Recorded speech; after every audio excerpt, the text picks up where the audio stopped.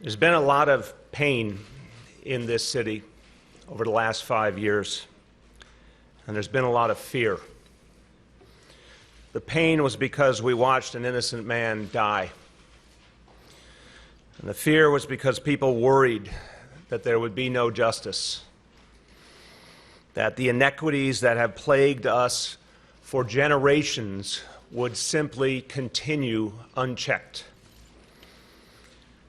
But today, for the first time in these long 5 years, the system of justice is working. For the Garner family, and I've spent time with them and I've heard the pain that they have felt. There's been a very long 5 years with no sense of closure, no sense of justice. Until today, the Garner family has been failed by this entire process. And think about what they have gone through. They watched him die, just as we all did. They felt that pain.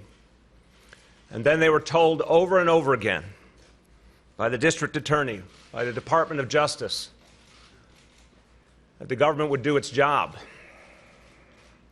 And they waited, and they waited, and they waited, and nothing happened.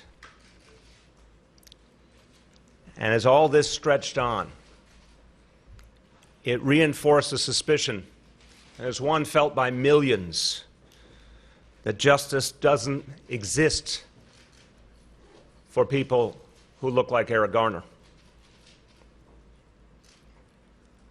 Today, we finally saw a step towards justice and accountability. We saw a process that was actually fair and impartial. And I hope that this will now bring the Garner family a sense of closure and the beginning of some peace. But full justice means that there can never be another tragedy like the one that befell Eric Garner. Full justice is when we never have another death. That is all of our responsibility, and it requires us to change everything. For the last 5 years, our mission has been to fundamentally change the nature of policing in New York City. After the death of Eric Garner, everything was reevaluated. The entire police force was retrained, 36,000 officers retrained to de-escalate conflict, to understand the implicit bias that we all carry with us, to ensure it would not interfere with their duty. The approach to the community is entirely different today. And we had to weed out the distance and the separation that was the norm of the past. And through neighborhood policing, actually create a dynamic where our officers and community members got to know each other as human beings, where people felt they were on the same side working toward a common goal. And we had to change the approach on the ground. Last year, there were 150,000 fewer arrests than 5 years earlier because there were too many times when people were being arrested unnecessarily and too many conflicts that came from it. And this NYPD proved that fewer and fewer people could be arrested and the city could become safer. Safety and fairness must walk hand in hand. And I hoped that today begins the process of restoring some faith and helping people believe that there actually is accountability and fairness. We have a lot more work to do. We'll be at this a long time, but we all have a sense of common mission. There can never be another tragedy like this. This city, this nation should never be put through this agony. We should never lose another innocent man or woman. We should never have people's faith undermined. It's in our power to do something better and to do something different. That is the course we set 5 years ago, and that's the course we will stay on. A few words in Spanish. Hoy, finalmente, vimos un paso hacia la aplicación de justicia. Espero que esta decisión le dé a la familia Garner una sensación de cierre. Trabajaremos para asegurarnos que algo como esto nunca vuelva a suceder. I'm going to take a few questions now, but I want to say up front, and I want to remind everyone, this is an ongoing legal matter. So there's very little I can add to my statement, but I do want to take a few questions. Yes? Who specifically in the Justice Department told New York City to hold off? Can you name the name? We'll get you the history, multiple conversations. Personally read Judge Maldonado's recommendation, and do you agree that he should be fired? Again, what I'm talking about today is a fair and impartial process has occurred. That's all I have to say. Have you read No, I have not. Al Sharpton said today that after the decision is made, he also wants to go a step further and call for new laws in Congress and congressional hearings. Do you support that, and what kind of law change are you looking? Look, I haven't heard what he said today. I know members of Congress want to look at this issue. I certainly think it's fair to say, here was a tragedy, it cannot happen again. And what I would ask the members of Congress to look at is the role of the Justice Department going forward. Remember, and I said it earlier on the radio, we had 3 horrifying cases that we all remember too well. The Luima case, the Bell case, and the Diallo case. In every one of them, there was prosecution either by the Justice Department or the district attorney. What's happened these last 5 years is unfathomable. There was no decision even from the Justice Department. That's a central question to me, Marcia. That can't happen again in the future. There has to be a decision on a meaningful timeline. What do you want Congress to do when they look at the Justice Department? They have to, I think they have to beg this very important question. Justice Department has to ensure speedy justice. It's right there in the Constitution. There can't be a process that goes on 5 years ever again. The Garner family, and what has been their response? I'm not going to go into private conversations today. As I said, it's a legal matter. Mayor, you said that today there's finally been a step towards justice and accountability. Does that mean that you believe that the ruling that was made today was just? Again, I believe the process was fair and impartial. And it's the first time we've seen a decision. I want to remind everyone, over 5 years, district attorney did not bring an indictment, therefore there was no trial. Justice Department did not bring an indictment, therefore there was no trial. For the first time, there was a trial, a fair and impartial trial, and a result.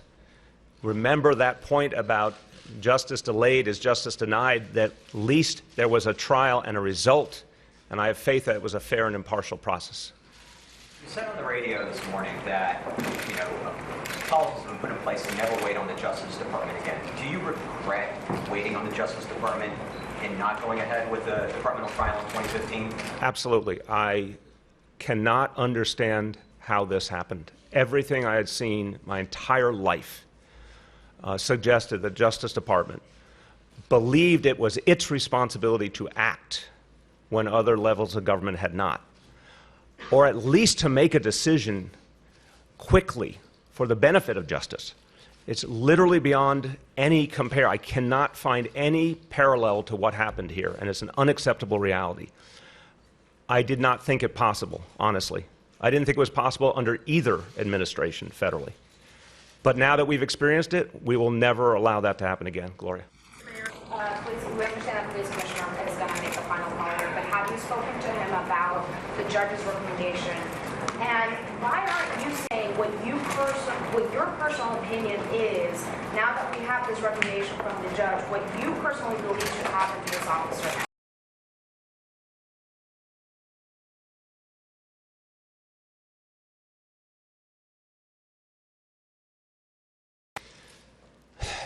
If you believe that there's a fair and impartial process, and I do, then letting it reach its conclusion beyond reproach, beyond question, is necessary. And I am talking as the steward of this city. We need closure in this city. The Garner family deserves it first and foremost, but we as a city need to end this chapter and move forward. I believe my role is to respect this process and respect the state law, and that's the best way to get to that closure. Jeff? Did you even investigate whether you have the power to fire Officer Pantaleo? Absolutely, and the state law is abundantly clear. There has to be due process, and I emphasize to everyone that is an American value. Everyone in this room should value due process. The problem here is that we listened to the United States Justice Department under 2 different administrations, and we respected their demand that we hold back. But once it was clear they were not acting, and we moved forward, we are governed by state law, and that's what the process has been. Due process, a trial, a decision by a judge, a final decision by the police commissioner. Yes. Mr. Carr recently died, and so did Eric Garner about a year and a half ago.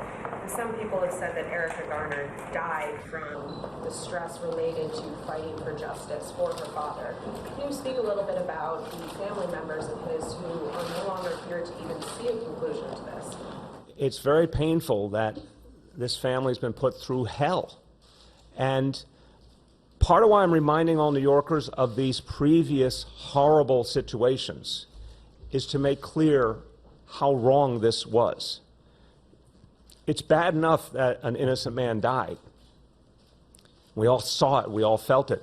But when we think about the other instances that this whole city felt, we all remember the Diallo case, we all remember the Luima case, the Bell case. Justice proceeded. You could agree or disagree with any element of what happened, but there was a trial. The notion that 5 years passed without a trial, and that the place that had been the ultimate dispenser of justice failed to act in any way, shape, or form is unfathomable. And to your point, that family members died in the meantime and never got to see any closure is extremely painful, and we cannot let that happen again to another family.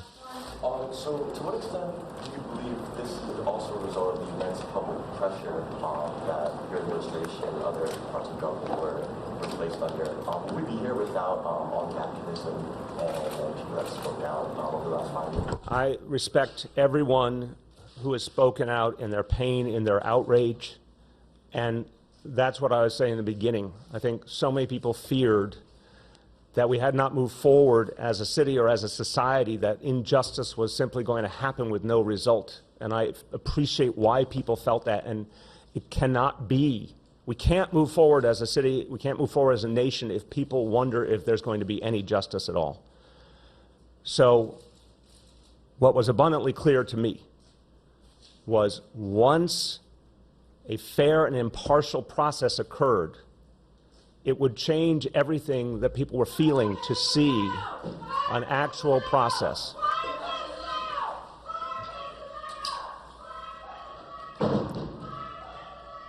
And that changes the entire discussion. That there's finally been a trial, that there's actually been a decision, and it is a fair and impartial process. Again, this is only a beginning of restoring people's faith. But this is the kind of thing that needed to happen a long time ago, an actual justice process, and now it has happened. Thank you, everyone.